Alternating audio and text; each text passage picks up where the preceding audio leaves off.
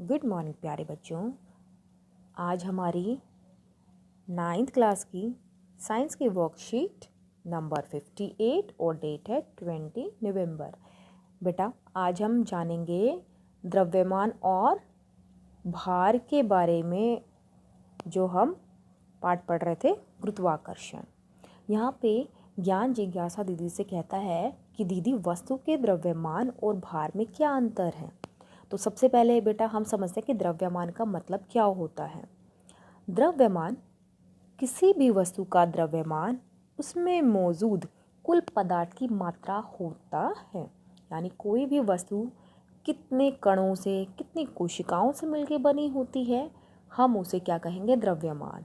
हम अपना माने तो हमारे शरीर में जितनी भी कोशिका हैं उनकी कुल संख्या वो क्या कहलाएगी, हमारा द्रव्यमान कहलाएगी।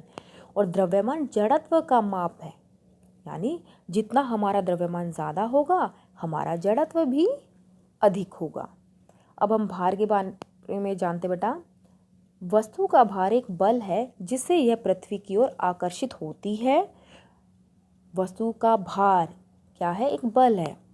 बल को लिखते हैं हम F से, और आप याद करें हमें क्या लगा, F = mg। तो ये क्या है, F की जगह यहाँ बेटा हम W भी लिख सकते हैं, ठीक है। इंग्लिश में हम कहते हैं भार को वेट। तो वेट क्या है, बल है। इन दोनों चीज़ों में आपको कंफ्यूज नहीं होना है कि अगर कहते हैं कि भार एक बल है तो वहाँ आपका सूत्र लगेगा W = mg। अब यहाँ देखिए, जो हमारा द्रव्यमान है वो किससे डिनोट करते हैं, वो हम करते हैं m से। तो हमारा m यानी द्रव्यमान। द्रव्यमान का मान बदलता नहीं है, चाहे आप किसी भी स्थान पर चले जाएं। लेकिन W यानी भार का मान बदल सकता है। ऐसा क्यों है, देखिए यहाँ पीछे क्या है, m के साथ g लगा हुआ है। भार होता है, फिर से देखें, W = m × g। m माने द्रव्यमान और g माने गुरुत्वीय त्वरण, ठीक है। अब द्रव्यमान तो हमारा एक स्थान से दूसरे स्थान में जाने पर नहीं बदलता, क्योंकि जितने कणों से, कितनी कोशिकाओं से बने हैं उसमें तो कोई परिवर्तन नहीं आएगा। लेकिन बेटा जो g की वैल्यू है, g की वैल्यू में स्थान के अनुसार परिवर्तन आता है, ठीक है। ये हमने लास्ट वर्कशीट में पढ़ा था कि ध्रुव पर, विषुवत रेखा पर, दूरी के आधार पर g के मान में परिवर्तन आता है। तो अगर हम मान लें कि यहाँ g का मान 0 हो जाए तो m किसी वस्तु का कितना है, 10 किलो है, 10 किलोग्राम। तो हम 0 से मल्टीप्लाई करेंगे तो हमारा जो भार है वो क्या हो जाएगा, वो भी 0।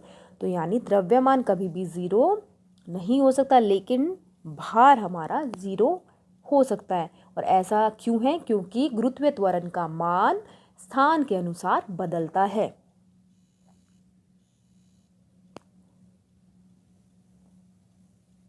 यहाँ पे पॉइंट्स देंगे बेटा। वस्तु पर पृथ्वी का आकर्षण बल वस्तु का भार कहलाता है, ये हम पहले पढ़ चुके हैं अभी। तो वस्तु पर पृथ्वी का आकर्षण बल क्या कहलाता है, भार कहलाता है। ये फॉर्मूला W = m × g। वस्तु का भार एक बल है जिसका परिमाण और दिशा दोनों होते हैं। यानी ये हमारी कैसी राशि है, ये हमारी सदिश राशि है, क्योंकि इसमें परिमाण, जैसे कि 10 किलो हमने कहा, और जो ये भार है दिशा के ऊपर भी निर्भर, इसमें दिशा भी होती है, क्योंकि गुरुत्वीय बल क्या करता है, नीचे की तरफ खींचता है। पृथ्वी आकर्षित करती है ना नीचे की तरफ, तो इसलिए हम इसको क्या कहेंगे, सदिश राशि।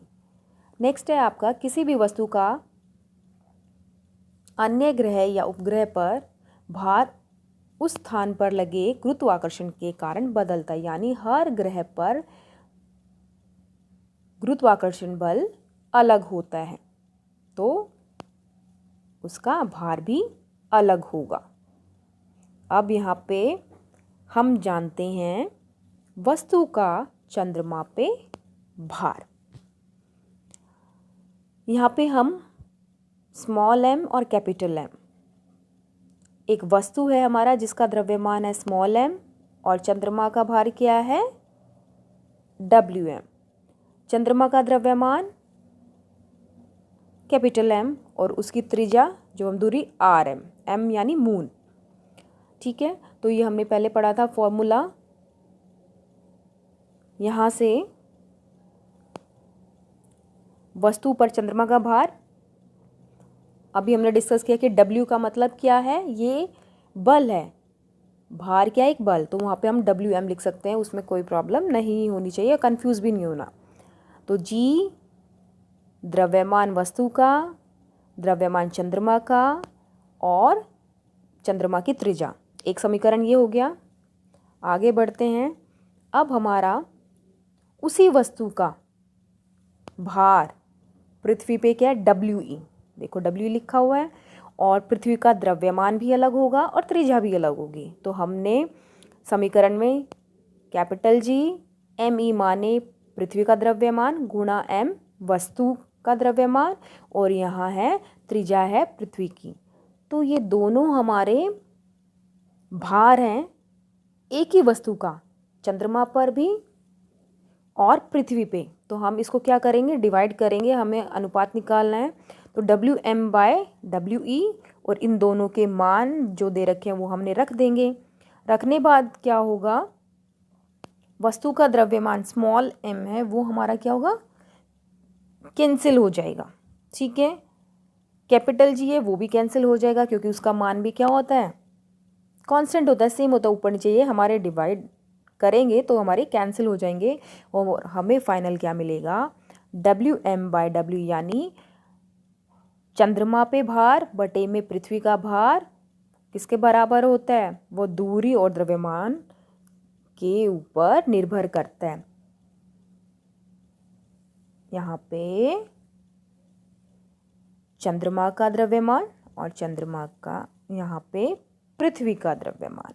अब हम क्या करेंगे, जो हमारे पास ये फॉर्मूला आया उसके अंदर वैल्यू पुट करेंगे। ये फॉर्मूला हमें मिला है। अब पृथ्वी का द्रव्यमान फिक्स है 6 × 10⁻²৪।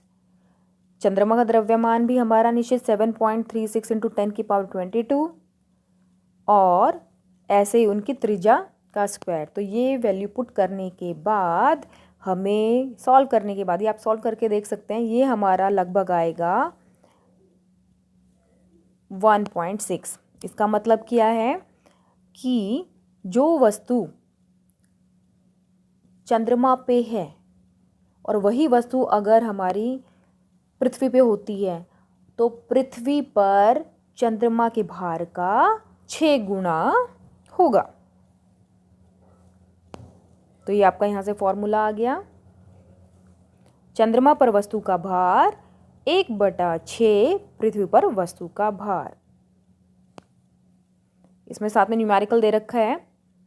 यदि आपका भार पृथ्वी पर 48 न्यूटन है तो चंद्रमा पर आप बहुत हल्के होंगे, अतः आपका भार घटकर 8 न्यूटन होगा। कैसे होगा, यहाँ पे चंद्रमा पर वस्तु का भार निकालना है तो हम क्या करेंगे, 1/6 गुणा में पृथ्वी का दे रखा है 48 और ये कितना है 6×8 = 48। तो चंद्रमा पे कितना आया वस्तु का भार 8 न्यूटन।